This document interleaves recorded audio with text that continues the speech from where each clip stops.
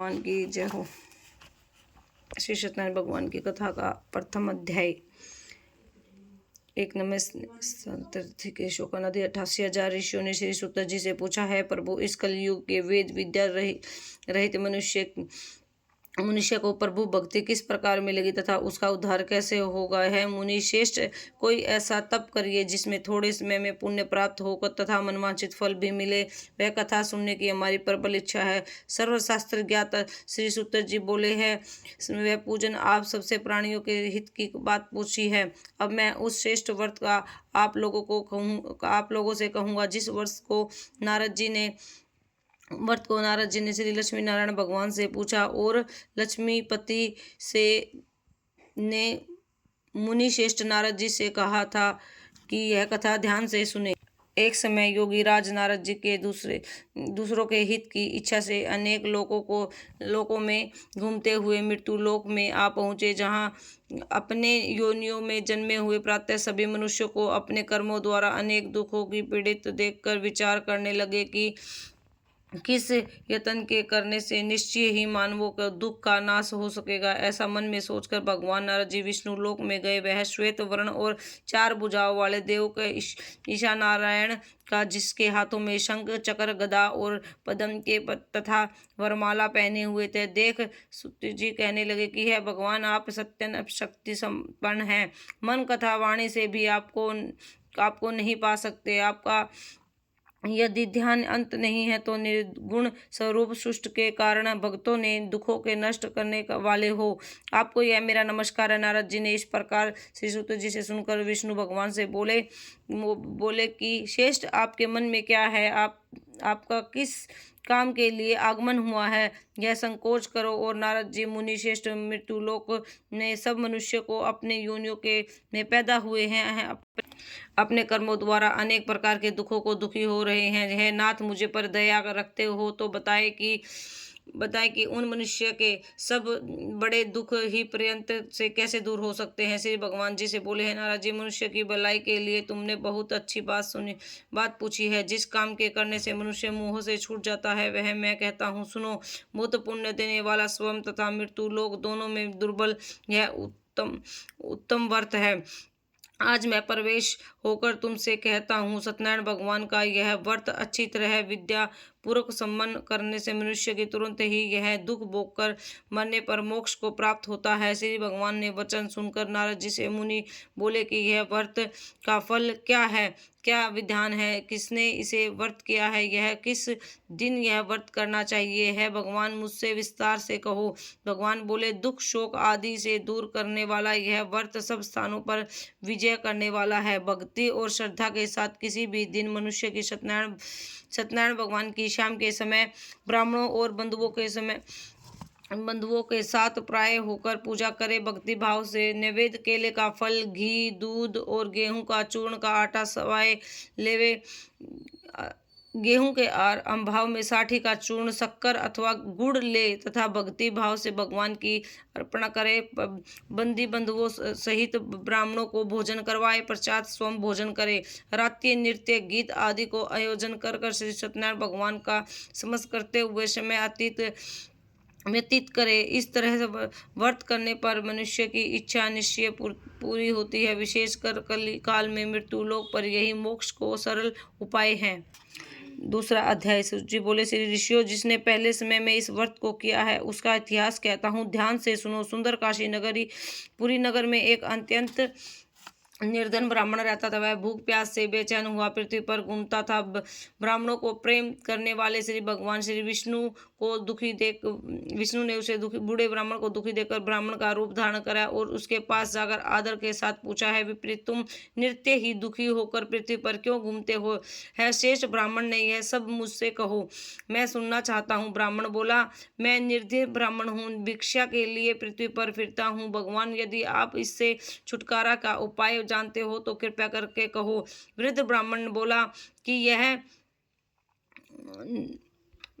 वृद्ध ब्राह्मण बोला कि है श्री सत्यनारायण भगवान की मनवांछित फल देने वाले हैं आप, इसलिए ब्रह्मा तो उसका पूजन कर जिसके करने से ब्राह्मण तो उसका पूजन कर जिसके करने से मनुष्य सब दुखों से मुक्ति होता है। ब्राह्मण के व्रत का सारा विधान बतलाकर बूढ़े ब्राह्मण का रूप धारण करने वाले श्री सत्यनारायण भगवान अंतर्ध्यान हो गए। जिस व्रत को वृद्ध ब्राह्मण ने बतलाया है मैं उसको करूँगा। यह निश्चय करने पर उस वृद्ध ब्राह्मण को रात में नींद आ गई। वह सवेरे उठकर श्री सत्यनारायण भगवान का व्रत निश्चय कर भिक्षा के लिए चल दिया।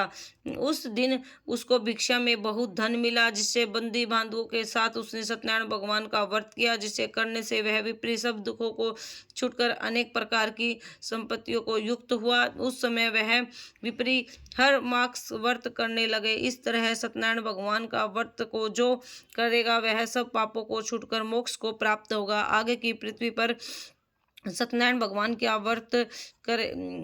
का व्रत करेगा वह मनुष्य भी सब दुखों से छूट जाएगा। इस तरह से नारद जी से यह नारायण का कहा हुआ यह व्रत अपने तुमने कहा है, विपरीत मैं सब और क्या कहूँ। ऋषि बोले हैं मुनीश्वर, संसार में इस विपरीत के सुनकर किसने इस व्रत को किया है, हम सब सुनना चाहते हैं। इस व्रत के लिए हमारे मन में श्रद्धा है। सूर्य बोले हैं मुनि, जिसने इस व्रत को किया है वह सब सुनो। एक समय में यह वृद्ध ब्राह्मण धन और ऐश्वर्य के अनुसार बंधु बांधवों के साथ व्रत करने की तैयारी हुई। उसी समय यह लकड़ी बेचने वाला बूढ़ा आदमी आया और ब्राह्मण की लकड़ियों को रखकर विपरीत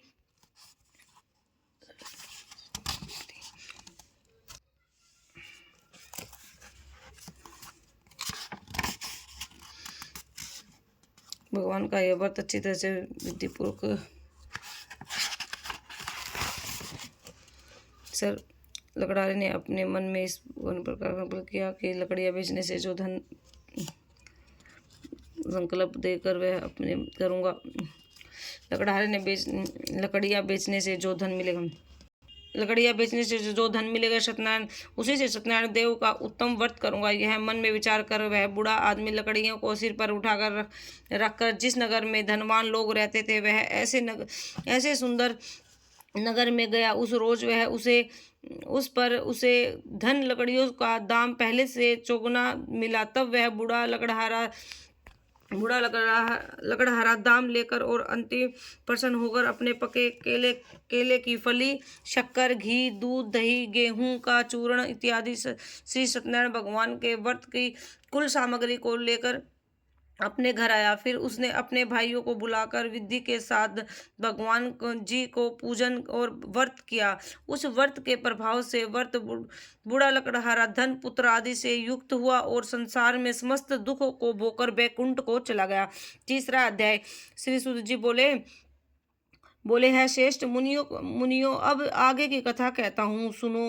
पहले समय में उलामुख नाम का एक बुद्धिमान राजा था। वह सत्य वक्ता और जितेंद्रिय था। प्रतिदिन देव स्थानों पर जाता था, गरीबों को धन देकर कष्ट दूर करता था। उनकी पत्नी कमल के समान मुख वाली और सती सावित्री थी। वृद्धशिला नदी के तट पर उस पर दोनों श्री सत्यनारायण भगवान का व्रत किया। उस समय वह एक साधु वेश्वी आया। उसके पास व्यापार के लिए बहुत सा धन था, पर नाव में के किनारे ठहरा। राजा के पास गया और राजा को व्रत करते हुआ देखा कर विनती के साथ पूछने लगा कि राजा, भक्ति युक्त चित्त से यह आप क्या कर रहे हैं? मेरे सुनने की इच्छा है, सो आप मुझे बताएं। राजा बोला है साधु, अपने बंदी बांधवों को 7 पुत्र आदि की प्राप्ति के लिए यह एक महाशक्तिमान सत्यनारायण भगवान का व्रत है, वह पूजन किया जा रहा है। राजा के व्रत सुनकर साधु आदर से बोला है राजन, मुझसे इसका व्रत सब विधि विधान कहो, मैं भी आपके कथा अनुसार इस व्रत को करूंगा। मेरे भी कोई संतान नहीं है, संतान नहीं है और इससे निश्चय ही होगी। राजा से सब विधि विधान सुन व्यापारी अपने व्यतीत होकर आनंद के साथ घर गया। साधु अपने पत्नी के संतान देने वाले उस व्रत को विचार सुनाया और कहा, जब तक मेरे संतान होगी तब तक मैं उस व्रत को करूँगा। साधु ने ऐसा वचन अपनी पत्नी लीलावती से कहे। एक दिन उसकी पत्नी लीलावती पति के साथ आदरणीय और संसारिक धर्म में प्रवृत्त हो गई और सत्यनारायण भगवान की कृपा से उसे गर्भवती हो गई। 10वें महीने उसने एक सुंदर कन्या का जन्म हुआ। दिनों दिन इस तरह बढ़ने लगी जैसे शुक्ल पक्ष का चंद्रमा बढ़ता है। कन्या का नाम कलावती रखा गया। तब लीलावती ने मीठे शब्दों में अपने पति से कहा कि मैंने आपसे संकल्प किया था कि भगवान का व्रत करूंगा, अब आप उसे करिए। साधु बोला है, प्रिय, कन्या के विवाह पर व्रत करूंगा। इस प्रकार अपनी पत्नी को आवासानंद दे वह नगर को गया। कलावती पितृगृह में वृद्ध को प्राप्त हो गई। साधु ने अपने नगर में सखियों के साथ अपनी पुत्री को देखा तो तुरंत ही दूत को बुलाकर कहा कि पुत्री के वास्ते कोई सुयोग्य वर देख कर लाओ। साधु ने आज्ञा पाकर दूत कंचन नगर पहुंचा और वह खोज कर और देखभाल करने से लड़की के लिए सुयोग्य वणी पुत्र को ले आया। उस सुयोग्य लड़के को देखकर साधु अपने बंधु बांधवों सहित प्रसन्न होकर अपनी पुत्री का विवाह कर दिया। किंतु दुर्भाग्य से विवाह के समय भी वह उस व्रत को करना भूल गया। इस भगवान से क्रोधित हो गए और श्राप दिया कि तुम्हें दारुक दुख प्राप्त होगा। अपने कार्य में कुशल साधु बनिया जमात सहित नाव को लेकर व्यापार करने के लिए समुद्र के समीप स्थित रत्नासुरपुर नगर में गया। वहां दोनों ने ससुर जमाई चंद्रकेतु राजा उस नगर में व्यापार करने लगे। एक दिन भगवान सत्यनारायण की माया से प्रेरित कोई चोर राजा का धन चुराकर भागा जा रहा था, किंतु राजा के दूतों को आता देखकर चोरों ने घबराकर भागते हुए राजा के धन को वहीं नाव में चुपचाप रख दिया। वहां 2 ससुर जमाई ठहरे हुए थे, 7 चोर भाग गए। जब दूतों ने उस साधु वेश्वी के पास राजा के धन को रखा देखा तो वह दोनों को बांध कर ले गया और प्रसन्नता से दौड़ते हुए राजा के समीप जाकर बोले, यह 2 चोर हम पकड़कर लाए हैं, देख कर आज्ञा दे। तब राजा की आज्ञा से उनको कठिन कारावास में डाल दिया गया। तब उसकी धन छीन लिया और सत्यनारायण भगवान के श्राप के द्वारा उनकी पत्नी भी घर से पर बहुत दुखी हुई और उस घर पर जो धन रखा था चोर चुरा कर ले गए। शारीरिक मानसिक पीड़ा तथा भूख प्यास से अति दुख होकर अंत के चिंता में कलावती के ब्राह्मण के घर गई। वह उसे सत्यनारायण भगवान का व्रत होते देखा, फिर कथा सुनी तथा प्रसन्न होकर ग्रहण कर रात को घर आई। माता ने कलावती का नाम श्रीपुत्री अब तक कहाँ रही? मैं तेरे मन में क्या है? यह तेरे मन में क्या? कलावती बोली है, माता मैंने एक ब्राह्मण के घर में सत्यनारायण भगवान की का व्रत देखा। कन्या के वचन सुनकर लीलावती भगवान के पूजन करती तैयारी करने लगी और लीलावती ने अपने परिवार और बंदी बांधवों सहित सत्यनारायण भगवान की पूजा की और वर मांगा कि मेरे पति की मदद सिद्ध आवे।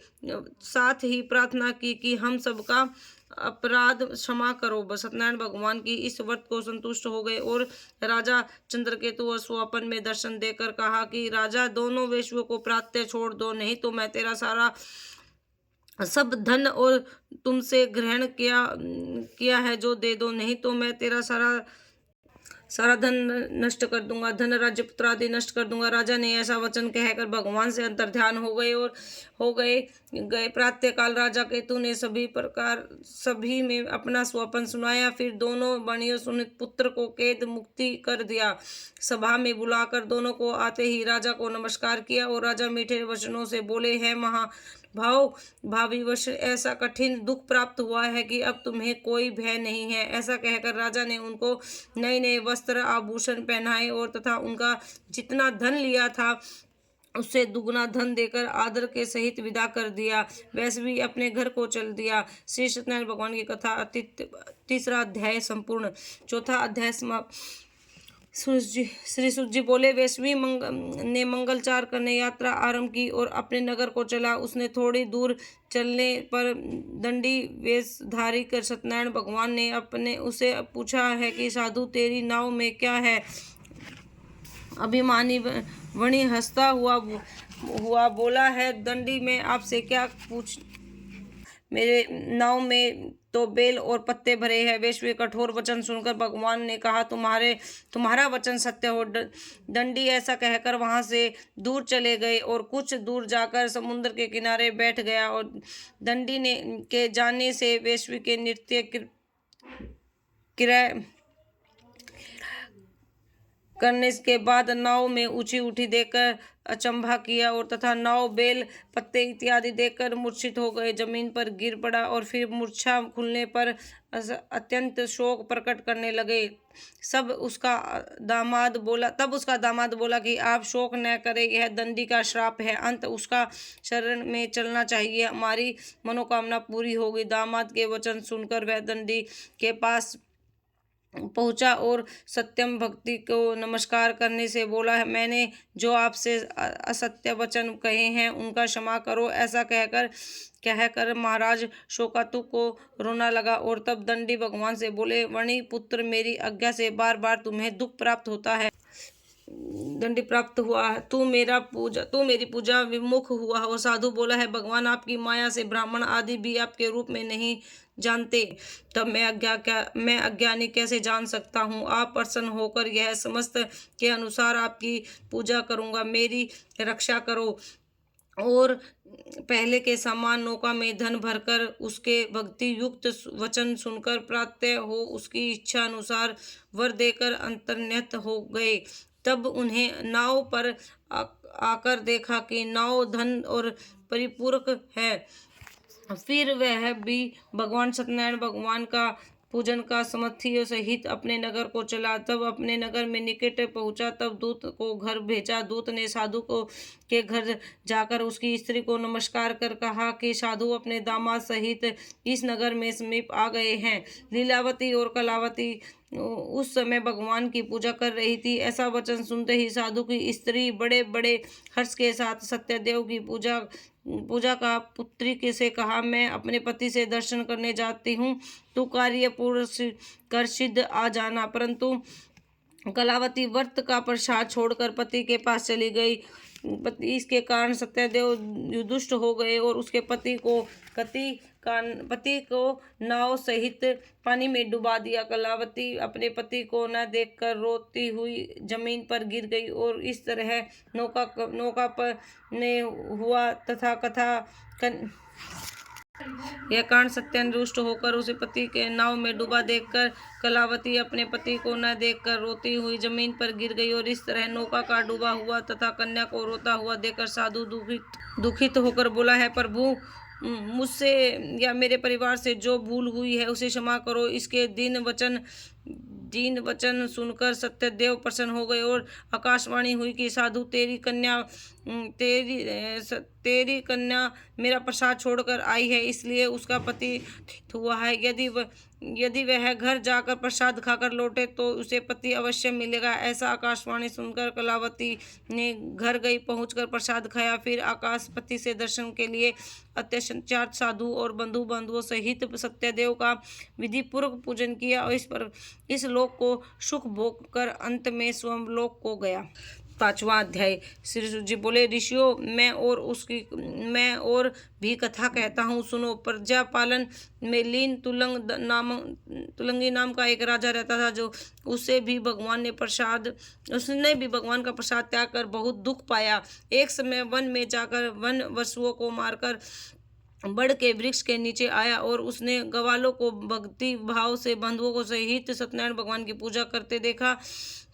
राजा देखकर वह अभिमानी वश कहा नहीं गया और न नमस्कार ही किया। जब ग्वालों ने भगवान का प्रसाद उसके सामने रखा तो वह प्रसाद त्याग कर अपनी नगरी को चल दिया। वहां उसने अपने सब कुछ नष्ट पाया और वहां जान गया कि यह सब भगवान ने कृपा से है कि विश्वास कर लो। ग्वालों ने समीप जाकर उसे विधि पूर्वक पूजन कर प्रसाद खाया और सत्यनारायण देव की कृपा से सब कुछ पहले जैसा ही हो गया।